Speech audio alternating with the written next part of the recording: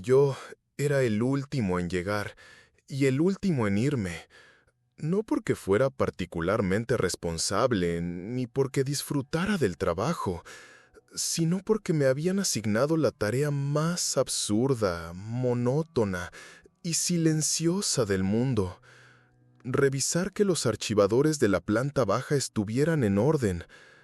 La empresa tenía varios pisos, pero aquel sótano sin ventanas, con luces fluorescentes parpadeantes y olor a papel viejo y metal oxidado, era el rincón más olvidado. Nadie bajaba, nadie me hablaba, salvo para darme órdenes que no requerían mayor contexto. Cada archivador tenía cientos de carpetas, miles de documentos que debía verificar, clasificar, limpiar o actualizar según el protocolo. Y había una regla: nunca abrir el último cajón. No lo decían con dramatismo ni en tono de advertencia. Simplemente lo mencionaban como si fuera una norma estándar, sin mayor relevancia. Último cajón, no. Sigue con lo demás. Lo repetían todos: el supervisor, la mujer de recepción, incluso el guardia nocturno. Último cajón, no.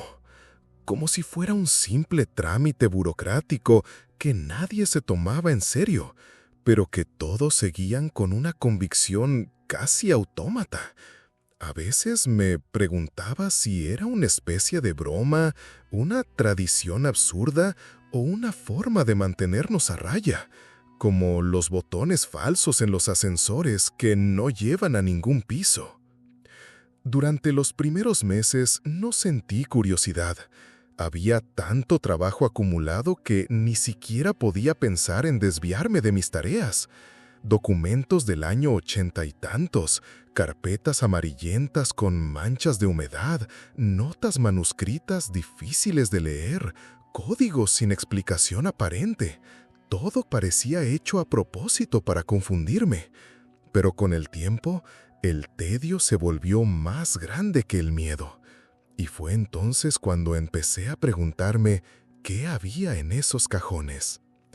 Los archivadores eran todos idénticos, metálicos, color gris mate, con 4 cajones cada uno. El primero estaba etiquetado con letras, el segundo con números, el tercero con nombres. El cuarto, el prohibido, no tenía etiqueta alguna, ni cerradura. Ni siquiera parecía que alguien lo hubiera abierto en años. A veces pasaba los dedos por el borde y notaba una ligera vibración, como si dentro hubiera algo que no quería ser olvidado, algo latente, apenas contenido. Una noche, cuando el reloj marcaba las 11 y ya no quedaba nadie en el edificio, me quedé más tiempo de lo habitual. Había terminado de revisar el último archivador del pasillo izquierdo. Me sentía extrañamente inquieto, como si una fuerza invisible me empujara hacia ese último cajón. No era una decisión racional. No me dije, lo abriré para saber. Fue más bien una ausencia de voluntad, como si mi mano actuara por sí sola, como si una parte de mí ya supiera que esa noche lo haría. Me arrodillé frente al archivador. El cajón tenía una fina capa de polvo, como si hubiera sido apartado del tiempo. Lo abrí despacio. No hubo chirrido, ninguna resistencia. Dentro había solo una carpeta, negra, sin etiquetas, sin membrete, sin marcas. Una carpeta que parecía absorber la luz a su alrededor. La tomé con ambas manos y mientras la sacaba sentí un temblor en el estómago, como si estuviera a punto de cometer un crimen. La llevé a mi escritorio. Me senté. No podía oír nada más que mi respiración. El silencio del sótano se volvió pesado, sólido, como si me envolviera. Al abrir la carpeta, lo primero que vi fue una fotografía, una de esas viejas, impresas en papel satinado, con los bordes desgastados. Era yo, de niño, tendría unos 6 años. Llevaba una camiseta roja con una mancha de helado y estaba en el patio de mi casa, la casa de mi infancia. La misma reja oxidada, el triciclo azul, el árbol de granadas en la esquina. Pero esa foto no existía, jamás se había tomado. Era una escena que recordaba perfectamente, pero nadie había estado ahí para capturarla. Bajo la foto había una hoja mecanografiada. Nacido el 14 de septiembre 1989. Lugar: Hospital General de San Rafael. Madre: Mariana Gutiérrez. Padre: desconocido. Y luego, una lista de eventos cronológicamente organizados. Caída del columpio, pérdida del primer diente, muerte del abuelo, no lo dirán hasta semanas después, miedo recurrente a los espejos, dibujo enterrado bajo la cama en 1998. Detalles tan precisos, tan íntimos, que sentí una náusea subir por mi garganta. Era imposible que alguien supiera eso. Ni siquiera yo recordaba haber enterrado un dibujo. Pero mientras leía, la memoria me golpeaba con fuerza. Lo hice. Una noche de lluvia. Tenía miedo de que algo me mirara desde la ventana y dibujé una criatura sin ojos. Luego lo escondí para que no me encontrara. Nadie lo supo nunca. Nadie. Pasé las páginas con las manos temblando. Cada una era más personal. El nombre de mi primer amor, el día exacto en que rompí en llanto solo en mi cuarto sin razón aparente, la carta que nunca envié a mi madre. Luego venía lo que aún no pasaba. Aceptará el trabajo en marzo, aunque no quiera. Volverá a ver a Lucía por accidente en una farmacia, pero no se saludan. La llamada que no contestará el 22 de julio evitará un accidente. Era como leer un guión de mi vida escrita por una entidad que sabía demasiado, que había estado siempre ahí, detrás de cada sombra. Intenté dejar la carpeta. Me levanté de golpe. La silla cayó al suelo. Caminé hacia la puerta, pero el pasillo se sentía más largo de lo normal. Las luces parpadeaban más intensamente. Escuchaba un zumbido en los oídos, como estática, como si estuviera dentro de una televisión vieja, a punto de apagarse. Regresé. Necesitaba comprobar si era real, si de verdad eso seguía ahí. Volví a abrir la carpeta. En la última página había una fecha, mi nombre completo escrito en negritas y debajo, en rojo, una sola línea. Fecha de fallecimiento, 17 de noviembre 2027. Causa no determinada. El corazón me dio un vuelco. Conté los días. Faltaban poco más de 2 años. Era una sentencia, un recordatorio. Y, sin embargo, no había tristeza en esas letras, solo certeza. Como si el archivo hubiera estado esperando que lo leyera, como si siempre hubiera sabido que acabaría haciéndolo. Saqué la última página, con cuidado, como si estuviera hecha de cristal.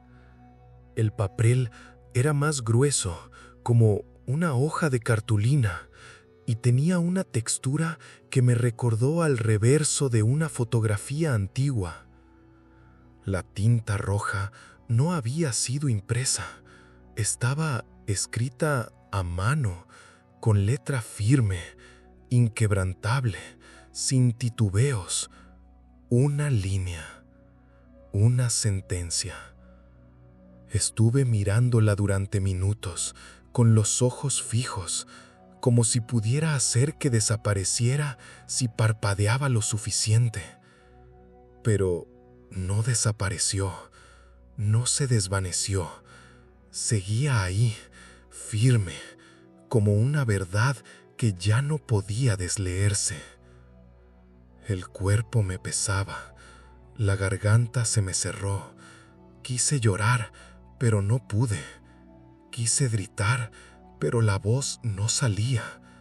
Solo podía temblar, como si el frío de ese cajón abierto se hubiera metido en mis huesos. Estuve horas en ese sótano. No recuerdo si dormí, si perdí el conocimiento o si simplemente me dejé llevar por el pánico. Cuando volví a mirar el reloj, marcaba las 4:30 de la mañana. No sabía qué hacer, no sabía si debía decir algo, si debía mostrar la carpeta, si debía huir. Opté por lo más cobarde. Volví a meter la carpeta en el cajón. Lo cerré con cuidado, como si se tratara de un ataúd, y volví a mi escritorio, como si nada hubiera pasado. Pero desde entonces, nada volvió a ser igual. Las cosas empezaron a cambiar de forma sutil. La gente me miraba distinto, como si supieran algo que yo no, como si hubieran olido el secreto que llevaba dentro. El supervisor me saludaba con una sonrisa que antes no tenía. Los compañeros con los que rara vez hablaba comenzaron a hacerme preguntas extrañas. ¿Has soñado con algo raro últimamente? ¿Has sentido que el tiempo se estira? ¿No te parece que ya has vivido este momento antes? Todo eso me lo decían con tono casual, como si fuera parte de una conversación normal, pero no lo era. Nada de eso era normal. Y luego estaban los objetos, pequeñas cosas que empezaban a aparecer fuera de lugar. Un vaso en mi escritorio que yo no había puesto, un papel doblado en mi chaqueta con palabras que no recordaba haber escrito, una llave que no abría ninguna puerta, todo sutil, todo como un susurro, como si la carpeta no solo contuviera información, sino que me hubiera marcado, como si hubiera activado un protocolo que ahora me arrastraba lentamente hacia algo que aún no comprendía. Un día, al llegar a casa, encontré la misma carpeta sobre mi cama, cerrada, impecable, con una mota de polvo exactamente en el mismo lugar donde había estado antes de abrirla la primera vez. No entendía cómo había llegado ahí. Nadie más tenía acceso. No había señales de entrada forzada. Nada. Solo ella, colocada con una precisión enfermiza. Me armé de valor. La abrí. Dentro no había documentos esta vez. Solo una fotografía. Era yo, no de niño, de ahora, de ese día. Llevaba puesta la misma camisa, mismo gesto, misma expresión de pánico que sentía mientras sostenía la imagen. Detrás, en letra manuscrita, una sola palabra: continuar. Ese fue el punto en el que comencé a perder la noción de qué era real y qué no. Todo lo que hacía, todo lo que vivía, sentía que ya estaba escrito, que de alguna manera me estaba limitando a representar algo. Caminaba por las calles y cada esquina, cada rostro, cada conversación, cada silencio, todo tenía un eco, como si hubiera un guión y yo simplemente lo estuviera siguiendo. Y lo peor de todo es que, por más que lo intentaba, no podía actuar diferente. Si me proponía no ir a cierto lugar, al final algo ocurría que me empujaba allí. Si quería no hablar con alguien, terminaba teniendo que hacerlo por necesidad. Todo volvía a coincidir con lo que la carpeta había predicho. Me convertí en un espectador de mi propia vida, un lector angustiado de un libro del que no podía apartarse. Y luego vino la noche del 22 de julio. Esa fecha estaba escrita en una de las páginas que describían mi futuro. Decía que habría una llamada que no contestaría y que eso evitaría un accidente. Lo recordaba con precisión, así que decidí hacer lo contrario. Tenía que romper el ciclo, desobedecer al archivo. Cuando sonó el teléfono, a las 7:16, contesté. Una voz de mujer, temblorosa, apenas un susurro, dijo: «No era así, no debiste contestar», y colgó. No reconocí la voz, no entendí qué significaba, pero esa noche, al salir de la estación del metro, vi cómo un coche sin luces pasaba a toda velocidad y se estrellaba contra un poste, justo donde suelo esperar el autobús. Lo vi desde el otro lado de la calle, donde nunca debería haber estado, donde solo estaba porque me atrasé hablando por teléfono. Y ahí entendí. No era un aviso para que lo evitara, era una advertencia, un acuerdo tácito con el destino, algo que, al romperse, traía consecuencias.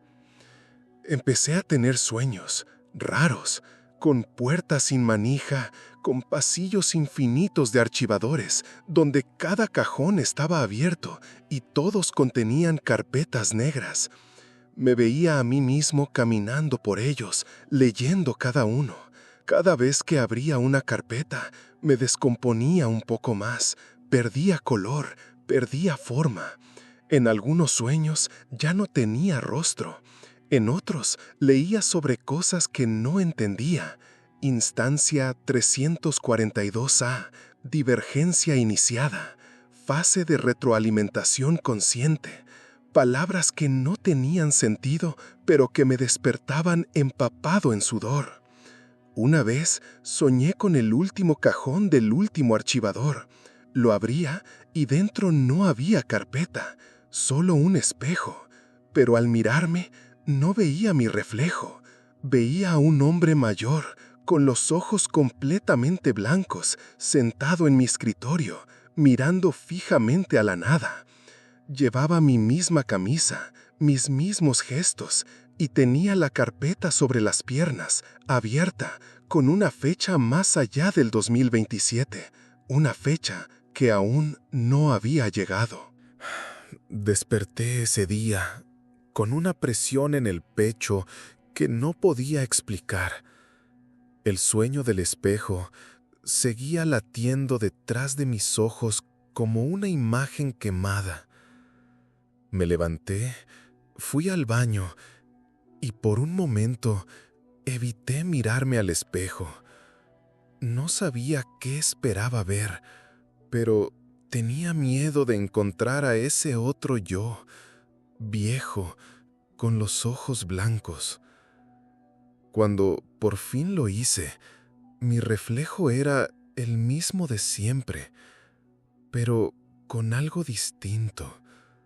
Un leve parpadeo en el fondo de la pupila, como si alguien más estuviera mirando desde dentro. No duró más de un segundo, pero fue suficiente para que me sentara en el borde de la bañera, jadeando, con las manos temblorosas.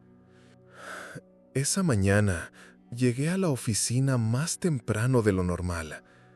El edificio aún estaba casi vacío, pero cuando bajé al sótano, ya no era igual.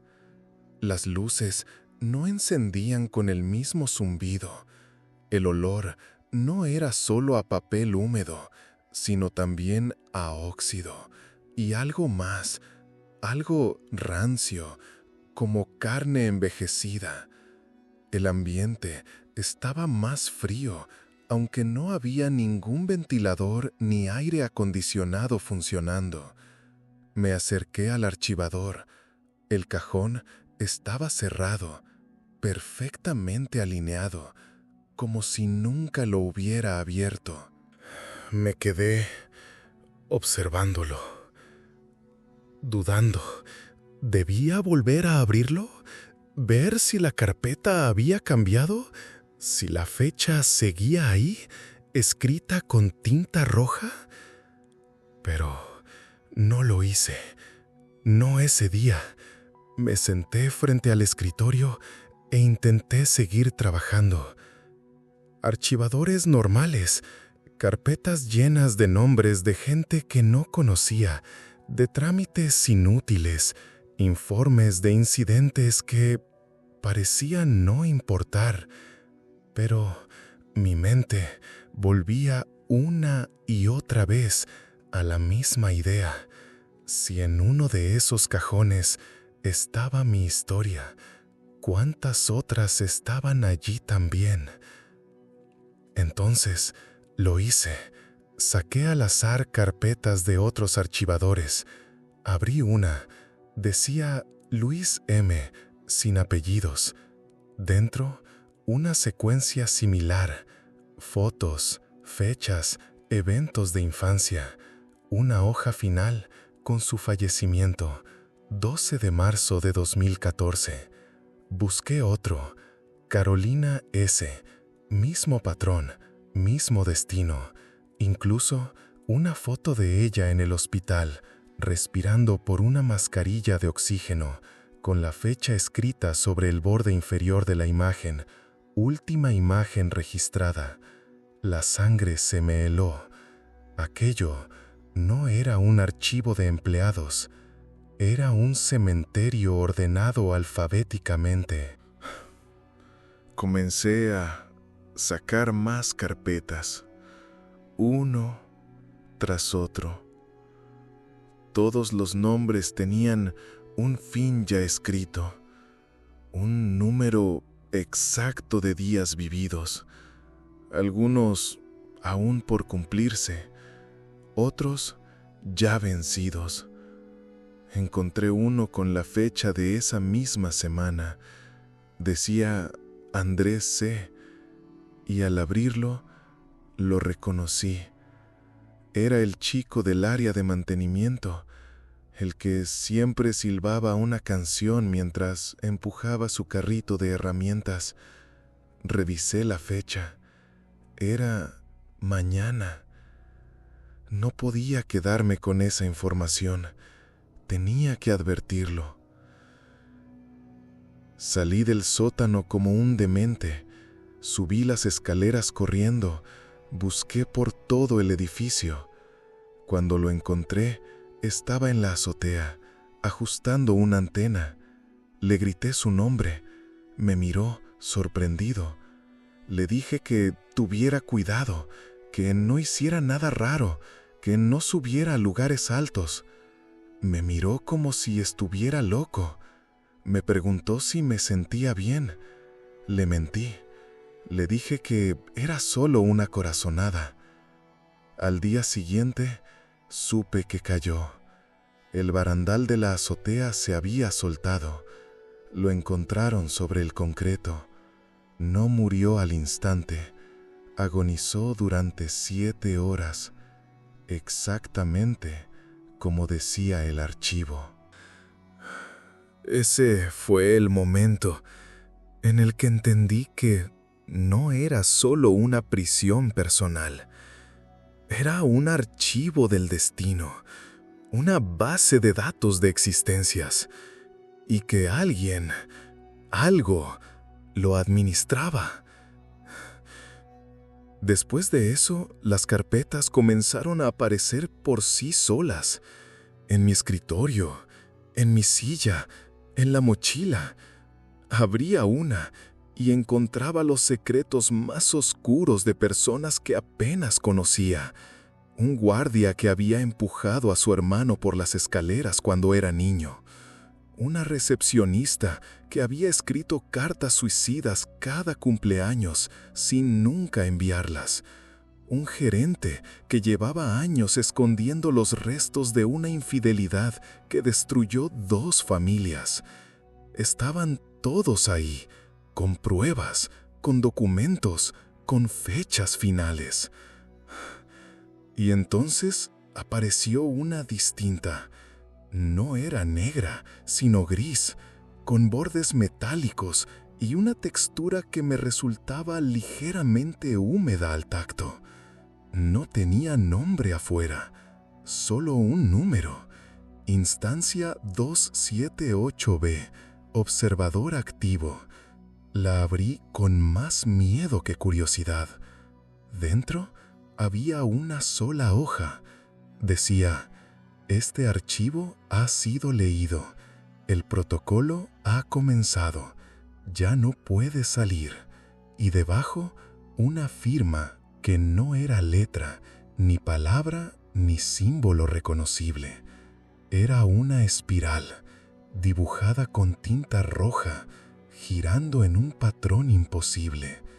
La seguí con la mirada durante minutos, incapaz de apartar los ojos, hasta que la hoja desapareció. No me dormí. No me desmayé. Simplemente parpadeé y la hoja ya no estaba. El tiempo dejó de sentirse como antes. Pasaban días que parecían horas, noches que se arrastraban eternas. No podía recordar si había comido, si hablado con alguien. Todos a mi alrededor parecían saber, me miraban distinto, como si mi papel dentro de esa maquinaria fuera ya irreversible. Una noche encontré una carta, no en el archivo, en mi casa, encima del refrigerador. Decía simplemente: te toca llenar el último cajón. La frase se repetía en mi mente como una campana rota, como si rebotara en las paredes de mi cráneo sin encontrar salida. Te toca llenar el último cajón. La leí una y otra vez, esperando que cambiara, que se revelara como una broma de mal gusto, que alguien saliera de las sombras riéndose de mi cara. Pero no pasó. Nadie vino. Nadie se rió. Solo el zumbido del refrigerador y la sensación opresiva de que esa frase no era una metáfora. Esa noche no dormí. Caminé por mi departamento en círculos, abriendo y cerrando puertas, como si buscara algo que no sabía que había perdido. Revisé cada rincón, cada estante, cada caja cerrada desde hacía años. No sabía qué debía llenar. ¿El cajón con qué? ¿Con mi vida? ¿Con los días que quedaban? ¿Con arrepentimientos? ¿Con confesiones? Sentí que el suelo se movía, como si estuviera de pie sobre una cinta transportadora que me arrastraba lentamente hacia un destino del que no podía escapar. No importaba qué hiciera, la fecha seguía ahí, inamovible. 17 de noviembre, 2027. Volví a la oficina al día siguiente sin recordar cómo llegué. No recordaba si desayuné, si hablé con alguien, si me vestí yo mismo o si alguien más lo hizo por mí. Sentía que ya no era dueño de mis movimientos, que cada gesto, cada decisión era solo una ilusión, una cuerda que alguien más tiraba desde algún rincón invisible del archivo. Bajé al sótano. El cajón seguía cerrado, silencioso, esperando. Me arrodillé frente a él. Lo abrí. Estaba vacío. No había carpeta, ni papeles, ni fotografías. Solo un hueco oscuro, profundo, más hondo de lo que debía, como si la estructura del mueble se hubiera alargado hacia abajo, como si no tuviera fondo. Metí la mano, sentí algo, papel, lo saqué, una hoja en blanco, una pluma junto a ella. Me senté. Sabía lo que querían. No me lo dijeron con palabras, pero lo entendí. Yo debía escribirla, la última carpeta, la mía.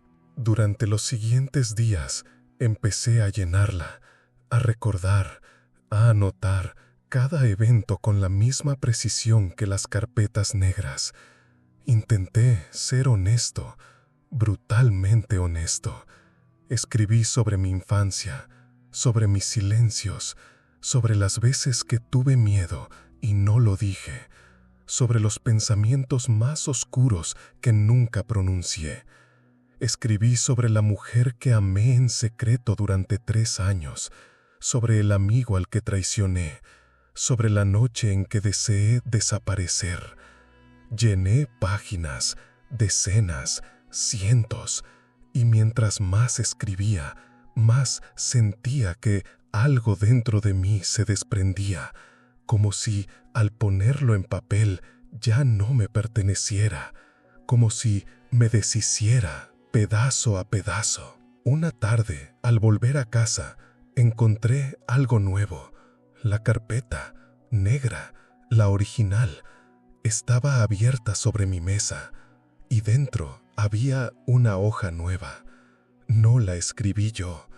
Decía, autor confirmado, entrada completa, firma asignada, fecha fijada. Y al final, la misma espiral, pero esta vez giraba lentamente, no en el papel, sino en mi mente, como un agujero que se abría justo en el centro de mi conciencia.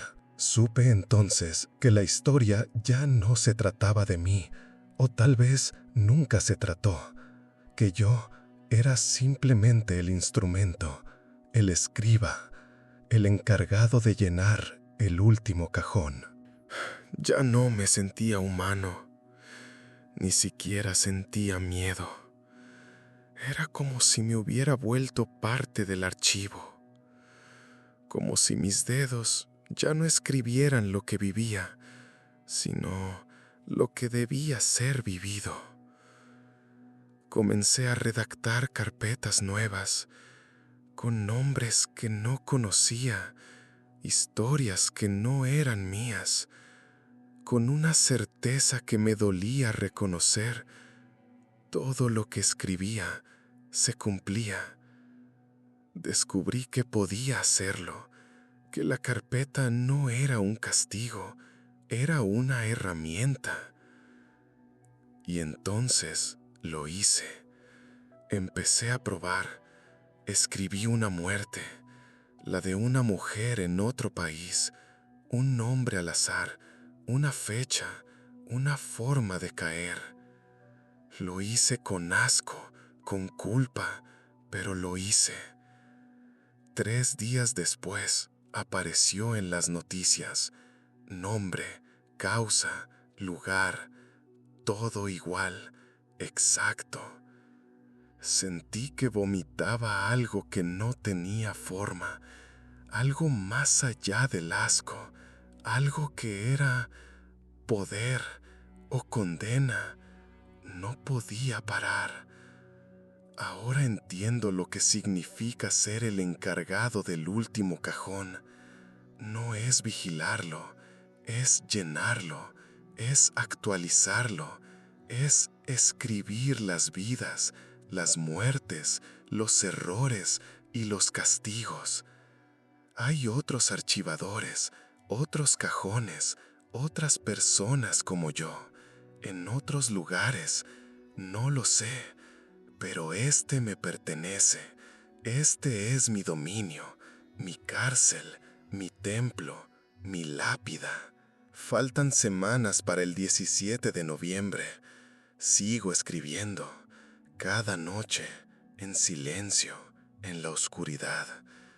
A veces me sorprendo escribiendo mi nombre al final de nuevas carpetas. Otras veces siento que no soy yo el que escribe, que hay algo detrás de mí, usándome, observándome, alimentándose. Cuando llegue la fecha, no sé qué pasará. No sé si moriré o si me habré convertido en algo más, en parte del archivo, en parte del sistema. Solo sé que si alguien encuentra esta historia, si alguien la lee, probablemente ya esté en su carpeta y quizás, sin saberlo, también esté llenando su propio cajón. Tal vez ya lo abriste. Tal vez ya comenzaste.